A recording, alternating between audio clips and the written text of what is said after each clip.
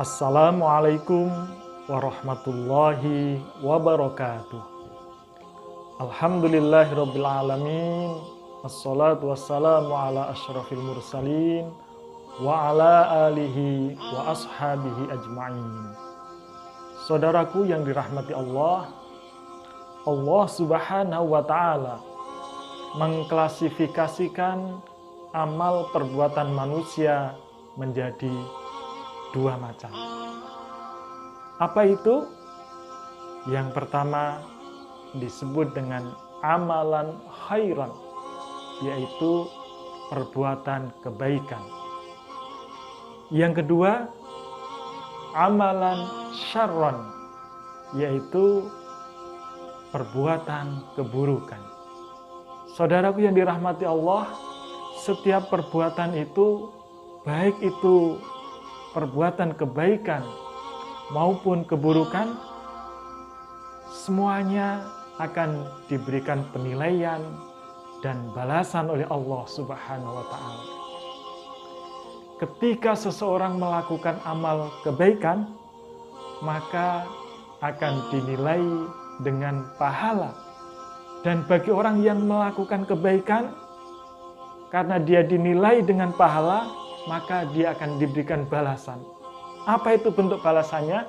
Bentuk balasannya adalah kenikmatan yang akan diberikan oleh Allah Subhanahu wa taala. Kemudian yang kedua, perbuatan keburukan. Ketika seseorang melakukan perbuatan keburukan, maka penilaian yang akan diberikan oleh Allah kepadanya adalah dia akan mendapatkan dosa. Dan bagi orang yang melakukan perbuatan dosa itu, maka balasannya akan diberikan oleh Allah Subhanahu wa taala adalah berupa azab atau siksa. Saudaraku sekalian yang dirahmati Allah, setiap perbuatan manusia, baik itu perbuatan buruk maupun perbuatan baik, sekecil apapun itu, perbuatan itu tidak terlepas dari penilaian dan pengawasan Allah Subhanahu wa taala. Di dalam surat Az-Zalzalah ayat yang ke-7 dan ke-8, Allah Subhanahu wa taala berfirman, A'udzu billahi minasyaitonir rajim. Bismillahirrahmanirrahim. Faman ya'mal misqala dzarratin khairan yarah wa man ya'mal misqala dzarratin syarran yarah. Barang siapa melakukan perbuatan kebaikan sekecil zarrah pun, maka dia akan melihat balasannya. Dan barang siapa mengerjakan perbuatan kejahatan sekecil zarrah pun, dia juga akan melihat balasannya pula. Nah, itulah saudaraku yang dirahmati Allah. Maka tidak ada perbuatan manusia itu sekecil apapun yang sia-sia di hadapan Allah Subhanahu wa taala. Apapun perbuatannya, sekecil apapun perbuatan itu nilainya, maka Allah akan memberikan penilaiannya dan akan memberikan balasan terhadap perbuatan yang telah dilakukan itu.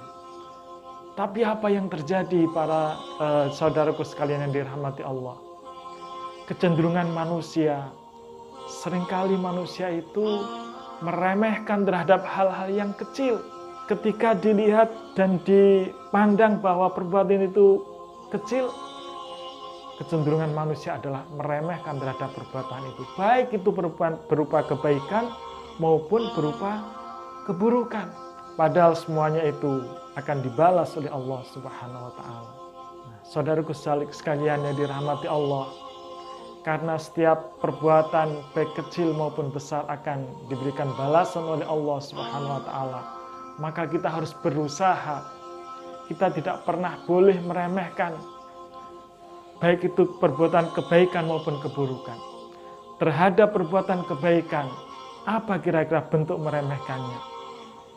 Terhadap perbuatan kebaikan itu, maka bentuk meremehkannya adalah enggan atau malas untuk melakukannya. Padahal itu ringan, padahal itu mudah. berkata jujur, berkata baik, memuji orang lain, tersenyum, menyelamatkan orang dari paku, dari duri, dari batu. Nah, itu adalah perbuatan-perbuatan kecil, perbuatan ringan yang baik dan bernilai di hadapan Allah Subhanahu wa taala. Tapi seringkali seseorang meremehkan, dia tidak mau melakukannya, dia enggan untuk melakukannya itu. Kemudian yang kedua, perbuatan keburukan. Apa bentuk meremehkannya terhadap perbuatan keburukan? Bentuk meremehkannya adalah seseorang menganggap biasa, menganggap dia merasa tanpa beban, bahkan tidak merasa bersalah ketika melakukan perbuatan kejahatan itu. Padahal walaupun itu kecil, tapi itu akan dinilai dosa oleh Allah, dan perbuatan karena itu dinilai dosa, maka akan diberikan balasan berupa azab ataupun siksa oleh Allah Subhanahu wa taala. Nah, saudaraku sekalian dirahmati Allah, untuk itu mari kita berusaha terhadap kebaikan-kebaikan walaupun itu kecil, kita tidak pernah menganggap itu remeh.